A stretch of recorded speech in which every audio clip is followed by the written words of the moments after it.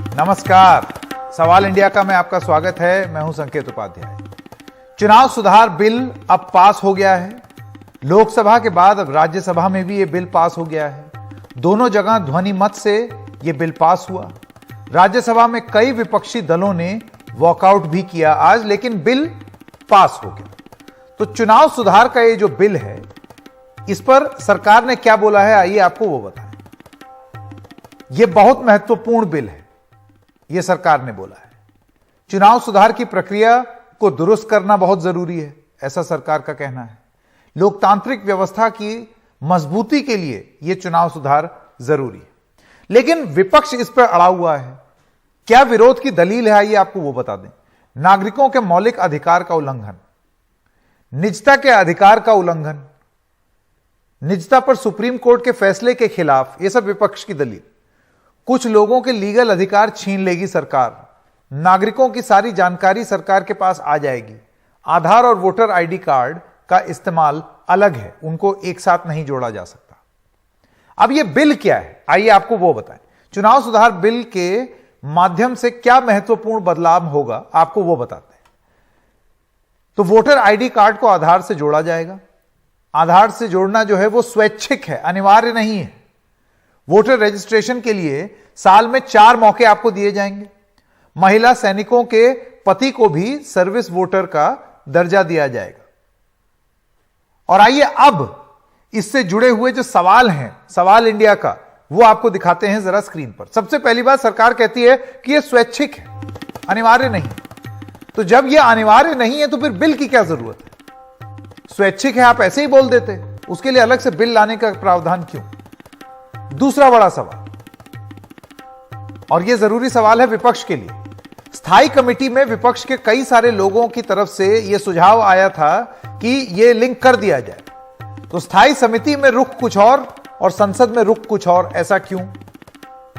और तीसरा सबसे महत्वपूर्ण सवाल, सबसे बड़ा सवाल, क्या इस बिल से, इस कानून से फर्जी वोटिंग रुक जाएगी, बंद हो जाएगी, या ऐसा हो जाएगा कि फर्जी आधार कार्ड वाले अपने फर्जी वोटर आईडी कार्ड के साथ फर्जी वोट डालेंगे? मैं स्वागत करना चाहता हूं आज हमारे मेहमानों का। आलोक वत्स, नेता हैं भारतीय जनता पार्टी के। पीकेडी नाम्बियार, पॉलिटिकल एनालिस्ट, राजनीतिक विश्लेषक, बीजेपी को सपोर्ट करते हैं। काकोली घोष दस्तीदार, आप मेंबर पार्लियामेंट हैं तृणमूल कांग्रेस की लोकसभा से। और अमन पवार, राष्ट्रीय प्रवक्ता, कांग्रेस पार्टी। मैं सबसे पहले वत्स साहब आपसे शुरू करना चाहता हूं। जो सबसे महत्वपूर्ण सवाल है वो है ये कि क्या इससे फर्जी वोटिंग रुक जाएगी? ऐसा है संकेत, ये बहुत दिनों से ये डिमांड लंबित था, क्योंकि हिंदुस्तान में जो ये इलेक्टोरल वोटिंग का वो रजिस्टर है, उसमें बहुत से नाम फर्जियां हैं। एक एक व्यक्ति, I give you an example, he is in UP in a village, there he gets registered as a voter, then he comes for work in Delhi, वहां कहीं पे कैंप लगा हुआ है वोटर का, वहां लाइन में लग के वहां भी वोटर बन गया। Then he migrates for work to Bombay, वहां भी वो वोटर बन गया। तो द होल ये पूरी एक्सरसाइज जो है, ये जो वोटर लिस्ट है, इसको एक तरीके से एक सवाल मैं अगर आपसे पूछ दूं, देखिए, क्योंकि हम लोग भी इस प्रक्रिया को देख चुके हैं। इलेक्शन कमीशन की तरफ से कैंप लगते हैं और उन कैंपों में अक्सर ये चीज चेक की जाती है कि जो वोटर है वो चुनाव से पहले ये देखा जाता है कि वो वोटर वहां है भी या नहीं। कोई शिफ्ट कर गया है तो उसकी प्रक्रिया पूरी जांच होती है।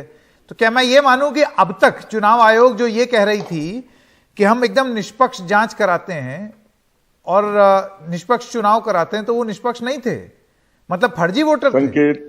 संकेत, आई एम सॉरी टू से, मैं किसी के ऊपर फिंगर पॉइंट नहीं कर रहा, पर ये एक्सरसाइज कंप्लीट नहीं है। फर्जी वोटर हैं और फर्जी वोटर बनते हैं। आप चाहे कितनी भी सख्ती कर लो। अरे मेरे घर में 3 आदमी हैं जो 2 जगह से वोटर हैं। अब आप बताइए कहां से बनवा लिया उन्होंने? मैंने तो कोई मदद नहीं की उनको बनाने में। तो ये रियलिटी है। आपके घर में है फर्जी वोटर? हाँ, वो 2 जगह से वोटर है। वो गांव में वोटर थे, यहां काम करने आए, यहां भी लाइन लगा के वोटर बन गए खुद ही। I didn't help them at all. तो ये बड़ा सरल प्रोसेस है। हो सकता है किसी को 50-100 रुपए दिया भी होगा, मुझे नहीं मालूम, बट तो फिर इसमें मेरा सवाल ये है कि आपको क्या लगता है कि क्या ये प्रक्रिया, जो मेरा पहला सवाल था, इससे रुक जाएगी फर्जी वोटिंग? बिल्कुल रुक जाएगी। अगर अभी तो स्वैच्छिक है, लेकिन अगर बाद में कंपलसरी कर दिया गया तो 100% रुक जाएगी। तो अगर आदमी 3 जगह वोटर है तो जैसे वो लिंक होगा वो बता देगा कि ये कहां कहां वोटर है, वहां से उसका रजिस्ट्रेशन खत्म हो नहीं जाएगा। तो वही और एक ही तो इसका जगह मतलब बच ये स्वैच्छिक नहीं होगा, बाद हो में सकता है। कंपलसरी करेंगे अभी- तभी तो अभी- इसकी बात होगी।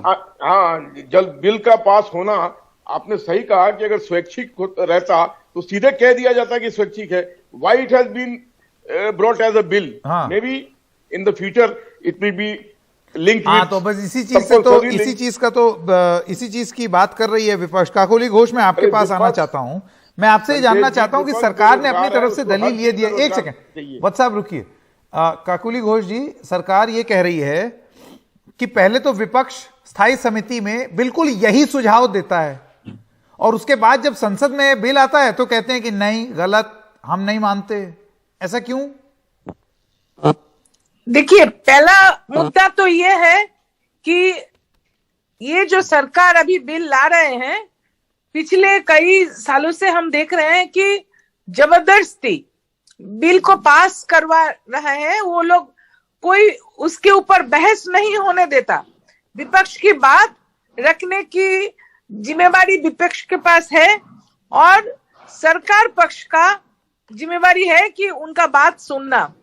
अभी जो फार्म लॉज विथड्रॉ किया उस पर कोई बहस नहीं होने दिया और वो जबरदस्ती पास करवाया गया। अभी भी ऐसा ही है। तो सबसे गैर कानूनी बात यह है कि विपक्ष का गला घोटने का कार्यक्रम ले रखा है। बात करने लग जाओगे, फिर आप किसान आंदोलन की बात करोगे। Stick to electoral reform. आप बीच में क्यों टोका टोकी कर रहे हैं? आप बोल रहे थे जो अनब सनब बात की, आपके घर में किसके पास फर्जी वोटर है? ये तरीका ठीक नहीं है। आपने जब बोला तो कोई बीच में नहीं बोला। काकोली घोष, आप क्यों बोल रहे हैं? काकोली घोष, एक एक करके सबके पास जाएंगे, सबकी बात सुनते हैं। हाँ, जो भी बात हो, जो भी मुद्दा हो, जो बिल आ रहा है, इस पर बहस करना हमारा हक है। हम भी चुननी करके वहां गए हैं, लेकिन जब यहाँ हल्ला होता है, house is not in order, हम आवाज उठाते हैं कि हमें बहस करने का, मेरा भी मुद्दा हो सकता है, ये हक है बोलने का। लेकिन बिना बताए ये लोग बिल पास कर, ये उचित नहीं है, लोकतंत्र के खिलाफ है। नहीं काकोली जी, मैं आपकी ये बात समझ रहा हूं कि आपका ये कहना है कि चर्चा तो होनी चाहिए, ठीक है, लेकिन जो सरकार का ये कहना है कि अब आपकी आपत्ति हो जाना इस बिल से, इसके प्रावधान से, और वो भी तब जब स्थायी समिति में जब सारी पार्टियों के जो सांसद हैं उन्होंने खुद ये सुझाव दिया कि ये लिंकिंग हो जाए, तो उसके बाद उसके क्या मायने निकाले जाए? तो अगर ये सारे पार्टी स्थायी समिति से ये बात कर इधर आए तो बातचीत करने में, चर्चा करने में इनका आपत्ति कहां थी? ये जबरदस्ती क्यों पास करवाया? सिर्फ एक बिल नहीं, मैंने क्यों पीछे जो बिल पास करवाया उसके बात कर रही थी। हर रोज हम देखते हैं कोई ना कोई बिल जबरदस्ती पास करवा रहे हैं ये लोग, तो ये नहीं होना चाहिए, लोकतंत्र के खिलाफ है। दूसरी बात है कि भाजपा के नेता खुद कह रहे हैं कि उनके घर में ऐसा लोग हैं जिनके पास बहुत सारे जगह में नाम है, तो अगर वो खुद अपने घर में ऐसा पाल पोस कर रखते हैं तो इसीलिए उनको पता है कि ऐसा होता है, लेकिन हम नहीं जानते क्योंकि हमारे यहाँ ऐसा नहीं होता है।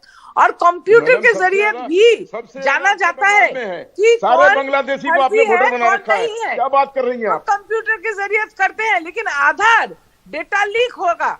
आधार के साथ लिंक करने से अपना जो प्राइवेट डेटा है, ये डेटा लिंक नहीं होगा, ऐसा कह सकते हैं सरकार क्या? ठीक है, अमन पवार, मैं आपके पास आना चाहता हूं। देखिए, मैं आपसे ये जानना चाहता हूं कि सरकार का ये कहना है कि इससे फर्जी वोटिंग रुक जाएगी, इससे बहुत लाभ हो जाएगा अगर ये अनिवार्य हो गया तो, आलोक वत्स जी के शब्दों में, क्योंकि अगर अनिवार्य नहीं है तो फिर आप क्या हासिल कर पाएंगे?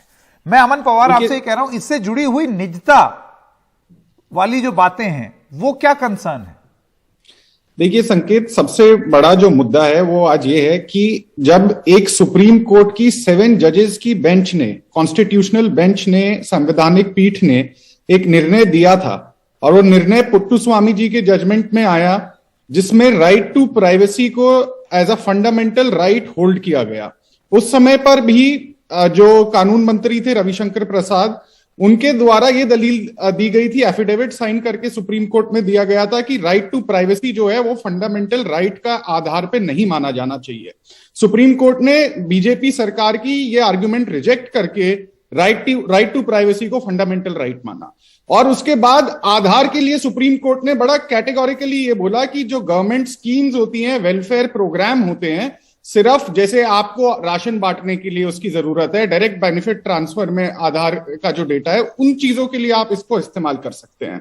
2015 में इलेक्शन कमीशन ने नेशनल इलेक्टोरल प्योरिफिकेशन प्रोग्राम के तहत बिल्कुल यही एक प्रतिक्रिया शुरू करी थी।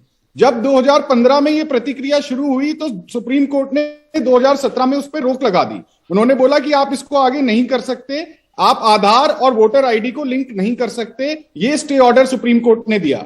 जब ये स्टे ऑर्डर सुप्रीम कोर्ट ने दे दिया है और आज तक उस स्टे ऑर्डर के खिलाफ सुप्रीम कोर्ट में दोबारा पूर्ण विचार याचिका नहीं लगी है, कोई बिल नहीं लाया गया है, तो आपको लगता है कि ये कारण है बिल लाने के पीछे कि सुप्रीम कोर्ट का फिर उस पर कोई फैसला ना रह जाए? नहीं, कारण तो ये है कि बीजेपी जिस तरीके से इसको लिंक करके और जिस तरीके का जो इन्होंने दुरुपयोग पहले किया था, अभी मार्च 2021 की बात है और ये मेरे पास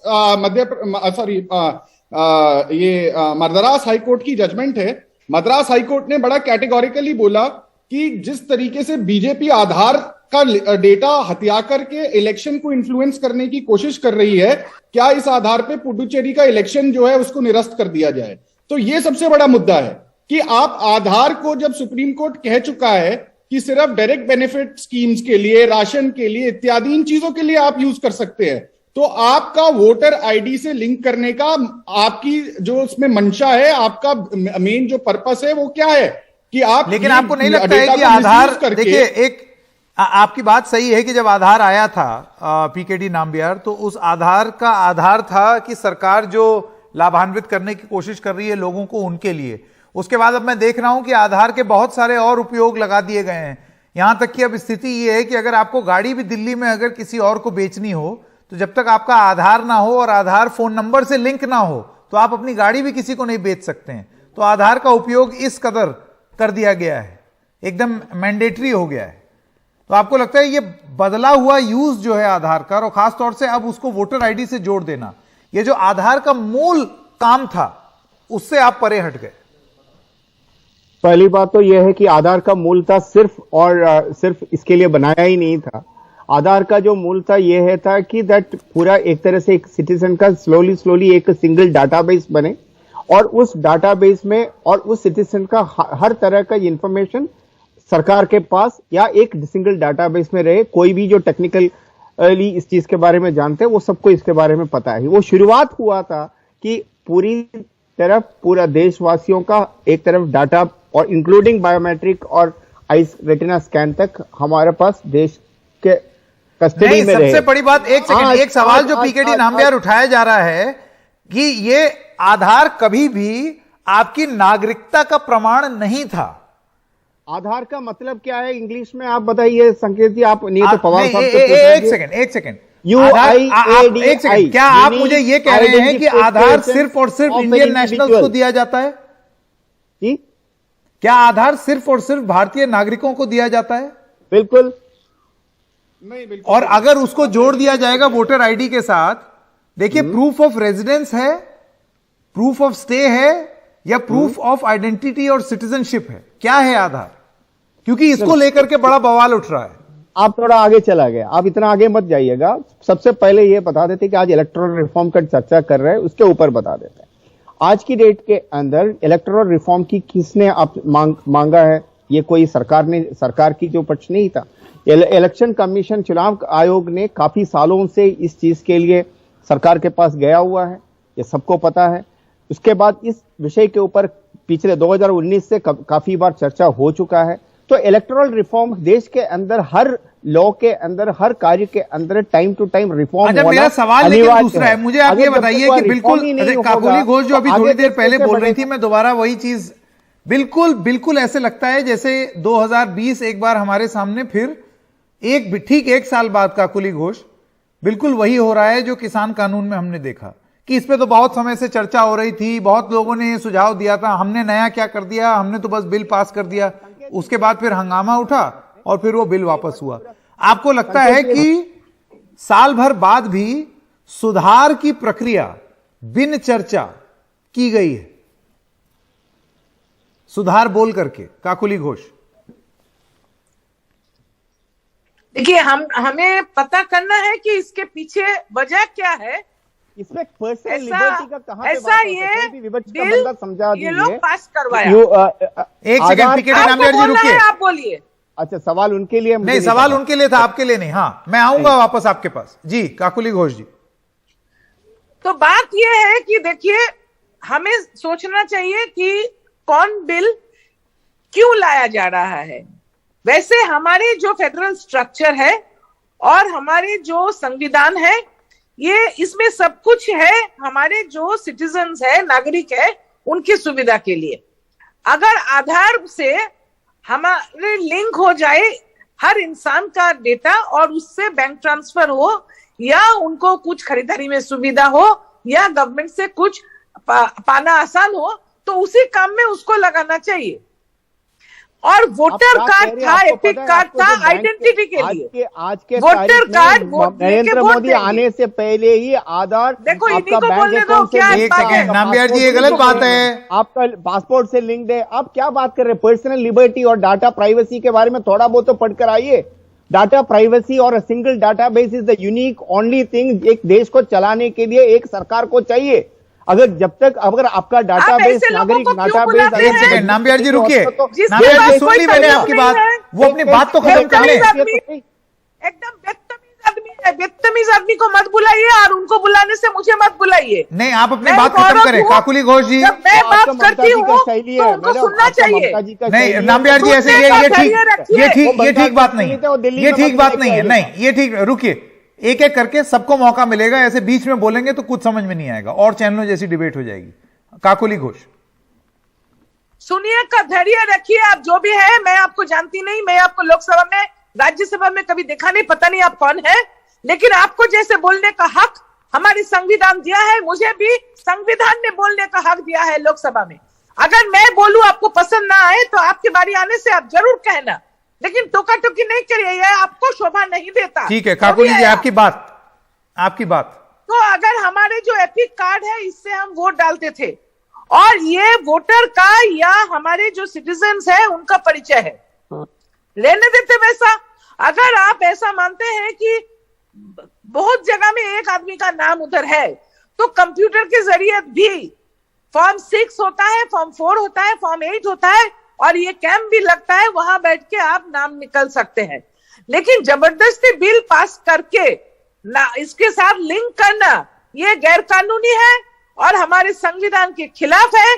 मुझे सिर्फ इतना ही कहना है कि ये तरीका नहीं होता है लोकतंत्र का। ठीक है आलोक वत्स, अब मैं आपके पास आना चाहता हूं। आलोक जी, आपने सुना काकुली घोष का क्या कहना है उनका? मैं आऊंगा, अमन पवार, आता हूं मैं आपके पास। आलोक वत्स, जिस तरीके से पास हुआ और फिर उसी तरीके से हुआ कि एक सुधार लाने की कोशिश की, और आरोप भी बिल्कुल वही कि एक बिल ठेलने की कोशिश की और ठेल के पास करा दिया। देखिए, एक ठेलना और फेंकना, ये सब तृणमूल कांग्रेस के कहानी है। हम लोग ने स्टैंडिंग कमेटी में, जैसा आपने शुरू में खुद कहा, अब ये फिर बोल रही हैं, एक एक करके हाँ। स्टैंडिंग कमेटी में जैसा आपने खुद कहा कि हर दल के रिप्रेजेंटेटिव होते हैं, वहां पर पूरी मंथन के बाद जब इस बात को तय किया गया कि हां इसको आगे ले जाया जाए, तो भैया ये तो सबसे लोकतांत्रिक प्रक्रिया से ये काम हुआ है, और वो भी it is voluntarily, it is not compulsory. तो क्यों पेट में दर्द हो रहा है भाई? जब वो वॉलंटरली है, अभी तक आप चाहें तो लिंक करें, नहीं चाहें तो मत। नहीं, पर यही तो मैं जानना चाह रहा हूं कि अगर वॉलंटरी है, अगर अनिवार्य नहीं है, तो उसके लिए बिल लाने की क्या जरूरत थी?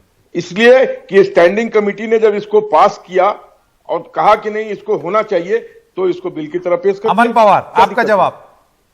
आलोक जी अभी कह रहे थे संकेत कि जब तक ये मैंडेटरी नहीं होगा तो चोर कैसे पकड़े जाएंगे। अब मैं इनसे पूछना चाहता हूं कि आप इसको मैंडेटरी नहीं बनाएंगे तो चोर के अपने आप जाके अपना ब्यौरा देंगे। हाँ। दूसरी बात, चोरों को पकड़ने के लिए इलेक्शन कमीशन ऑफ इंडिया हर 3 महीने में, every 3 months they conduct an exercise जिसमें दोबारा टैली होता है सारे वोटर्स का, और उस एक्सरसाइज में हम भी पार्टिसिपेट करते हैं। उसमें अगर कोई वोटर है जो दिल्ली में भी है और मध्य प्रदेश में भी है, उसके फादर का नाम मैच किया जाता है, एज मैच करी जाती है, और अगर डुप्लीकेशन पाया जाता है तो इलेक्शन कमीशन नोटिस इशू करता है और उनको डिलीट करता है। तो ये कोई नई चीज नहीं हो रही है, ये तो बहुत सालों से, बहुत दशकों से ये प्रक्रिया चलती आ रही है। आज सवाल ये है कि जब 2018 में तेलंगाना में और आंध्र प्रदेश में इलेक्शन हुआ, उसमें 55 लाख लोगों का आपने आधार और वोटर आईडी लिंक किया था उस समय पे, उससे पहले जो सुप्रीम कोर्ट ने बाद में रोक लगा दी थी। तो उनमें से उन लोगों का डेटा जब जो था वो आपके पास, आपकी जो रूलिंग पार्टी थी भारतीय जनता पार्टी और उसके अलायंस पार्टनर्स के पास मिला। बाद में पुडुचेरी के इलेक्शन में जो डेटा था आधार का वो लोगों के पास मिला। आप आधार के डेटा से लोगों को इन्फ्लुएंस करना चाहते हैं, आप उनको दबाना चाहते हैं, आप उनकी जाकर के इंफॉर्मेशन निकाल के उनको गलत तरीके से जो चुनावी प्रक्रिया होती है उसको इन्फ्लुएंस करना चाहते हैं। ये आपकी आधार मंशा है, क्योंकि अगर जो सुप्रीम कोर्ट इस पे रोक लगा चुका है, सुप्रीम कोर्ट कह चुका है कि आधार का जो इस्तेमाल है वो सिर्फ बेनिफिट स्कीम्स के लिए हो सकता है, चाहे वो डायरेक्ट बेनिफिट ट्रांसफर हो, आपको राशन देने के लिए चाहिए हो। तो जब वोटर आईडी के लिए आपने वेरिफिकेशन के लिए एक पूरा प्रोसेस अलग से इलेक्शन कमीशन ने रखा हुआ है, तो आज कौन सी एकदम से जरूरत आ पड़ी है कि आपको, जब पहले भी बैड एग्जाम्पल्स हो चुके हैं जहां पर पे ये डेटा मिसयूज हो चुका है। जी ठीक है, आपकी बात कर रही है, ठीक है। तो इससे पहले भी उदाहरण है कि ये डेटा मिसयूज हुआ है। पीकेडी नाम्बियार, जल्दी से आपका जवाब, क्या गारंटी है कि इस डेटा का दुरुपयोग नहीं होगा? पहली बात तो यह है कि जिसने लोगों ने जो आधार को देश के अंदर लागू किया है, जो आइडिया ही, जो कंसेप्ट लेके आया हुआ है, उन लोग आज आधार का सबसे बड़ा विरोधी बनकर आ रहा है। आधार जिस पर्पस के लिए, आधार एक सिंगल डाटाबेस है जहां पे सारी तरह का डाटा लेके रखने का। अब उस डाटा के साथ आने वाला टाइम पे अलग अलग सरकारों ने, आज मोदी जी होगा, हमने आधार को कभी चुनाव से नहीं जोड़ा, वो लोग अलग आधार को चुनाव से जोड़ने का काम भारतीय जनता पार्टी कर रही है, का व्यवस्था के लिए करेंगे। आज की डेट में ये जो डाटा, अगर आधार का डाटा से वॉलंटरीली अगर लिंक होने से देश को या इलेक्शन प्रक्रिया में कोई, चलिए ठीक है, समय मेरे पास खत्म हो गया है। आप सब लोगों का, जी आप सब लोगों का बहुत बहुत धन्यवाद हमारे साथ जुड़ने के लिए। सबसे बड़ा सवाल जो है वो वही बना हुआ है कि क्या फर्जी वोटिंग, मकसद तो यही है ना कि फर्जी वोटिंग रुक जाएगी, या कहीं ऐसा ना हो कि फर्जी आधार कार्ड और फर्जी वोटर कार्ड लेकर के फर्जी वोटिंग होनी शुरू हो जाए। एक छोटे से ब्रेक के लिए रुक रहे हैं, अभी हाजिर हो।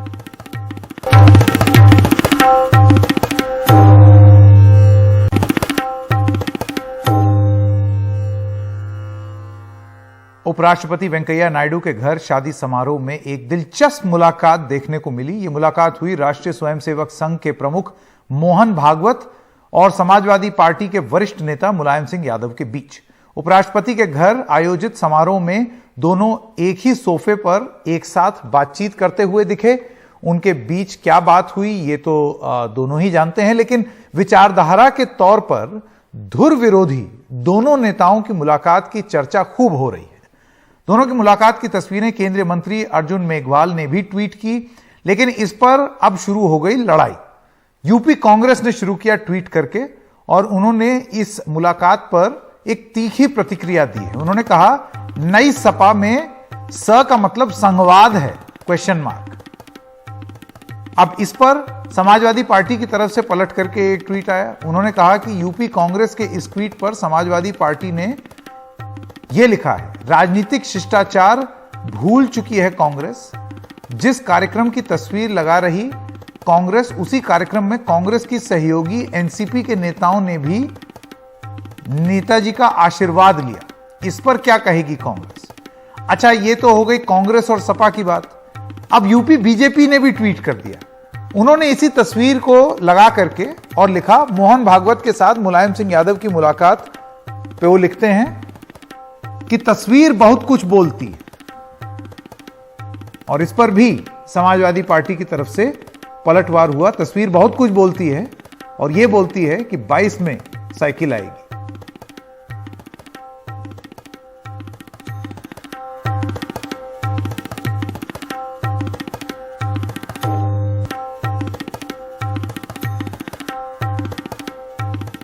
लौटते हैं एक छोटे से ब्रेक के बाद। और इस चुनाव सुधार बिल के पास हो जाने के बाद कानून मंत्री किरण रिजिजू ने एनडीटीवी से बात की है। आइए आपको सुनाते हैं उन्होंने क्या कहा। मेरे साथ कानून मंत्री किरण रिजिजू हैं। काफी हंगामे के बीच आपने बिल को पारित कराया, बहुत सारे सवाल उसमें सांसद अब भी उठा रहे हैं, विपक्ष के सांसद। सरकार का क्या रुख है इस पर, क्यों आपको लगता है ये बिल महत्वपूर्ण है? देखिए, इलेक्शन को साफ रखना, इलेक्शन प्रोसेस को चुरुस्त दुरुस्त करना, ये तो सबके लिए एक प्राथमिकता बनना चाहिए। और जब हम कहते हैं कि हम एक लोकतांत्रिक देश है, तो लोकतांत्रिक देश में चुनावी प्रक्रिया बहुत महत्वपूर्ण होता है। और चुनावी प्रक्रिया साफ हो, सही हो, इसके लिए जो भी व्यवस्था करना चाहिए, इलेक्शन कमीशन के साथ बातचीत करके कानून बनाना, ये हमारा जिम्मेदारी है। तो अगर आपका इलेक्टोरल रोल ही साफ नहीं है कि एक एक आदमी का अगर 3-3, 4-4 जगह में नाम है, या आपका फर्जी लोगों का नाम इलेक्शन का लिस्ट में डाला है, तो उसको साफ करना, कोई तो कदम तो उठाना चाहिए। तो इलेक्शन कमीशन का कई सालों से इसका व्यवस्था का तैयारी कर रहे थे, और इतने साल बाद में जब हम इतना बड़ा इलेक्शन का एक रिफॉर्म्स बिल लेके आए हैं, सबको मिलकर इसमें साथ देना चाहिए था। वैसे तो अच्छी तरह से बिल तो पास हो गई, लेकिन जो इसको गलत तर्क दे करके जो हंगामा करने का कोशिश किया लोकसभा में भी, राज्यसभा में भी, वो थोड़ा ठीक। एक चिंता थी कि आधार को अगर आप लिंक करेंगे तो बहुत सारे गरीब लोग हैं जो जिनके पास आधार कार्ड नहीं है। आधार कार्ड को लिंक करना कोई कंपलसरी नहीं है, वॉलंटरी है। और इससे इलेक्शन का जो प्रोसेस है, इसमें आधार का कार्ड अगर नहीं भी दे सकते हैं तो भी आपको डिलीशन करने का कोई संभावना नहीं है। जिसके पास नहीं है वो भी वोटिंग कर सकता है इस कानून लागू होने के बाद भी। आप इस देश का नागरिक हैं, 18 साल पार हो गए हैं, तो आप वोटर हैं। हमसे बात करने के लिए शुक्रिया। तो संसद भवन से हिमांशु शेखर, एनडीटीवी इंडिया।